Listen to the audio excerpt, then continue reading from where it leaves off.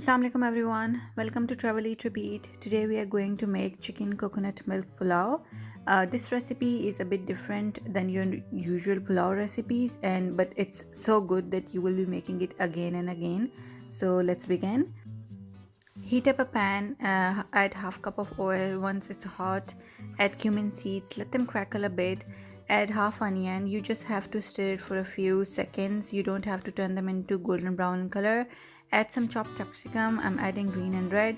Stir fry them for a few seconds only until you can just smell the aroma of the peppers. Then add your minced garlic and some sliced ginger. You can stir fry this for a few seconds as well, just until you can smell the aroma of ginger and garlic.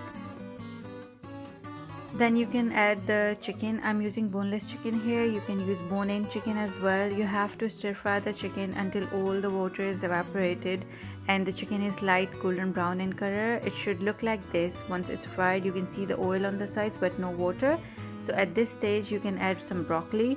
I love broccoli. If you don't like broccoli, you can add some potatoes or any other vegetable that you like. You have to stir fry the broccoli with the chicken for a few seconds only because it's gonna get too mushy if you cook it for a long time. Add your spices, chili flakes, coriander, paprika and salt. Yes, that's about it. You don't need a lot of spices in there. Stir fry this for a few seconds so you can get rid of the rawness of the spices. Once it looks like this is the time to add your coconut milk in there. This is one can of coconut milk, which is 400 milliliters. Mix the coconut milk in, let it come to a boil and cover it and let it cook on medium heat for 10 minutes. So this will cook the chicken through and any vegetables if you've added. After 10 minutes, add 2 cups of water. Now the water, you have to take care of how much water you're adding, because the water should be only 1 inch above the rice. Now I've added 3 cups of washed basmati rice in there. As you can see, the water is only 1 inch above the rice, and this is what you want. You have to cook it until you can see the rice and less water left in there.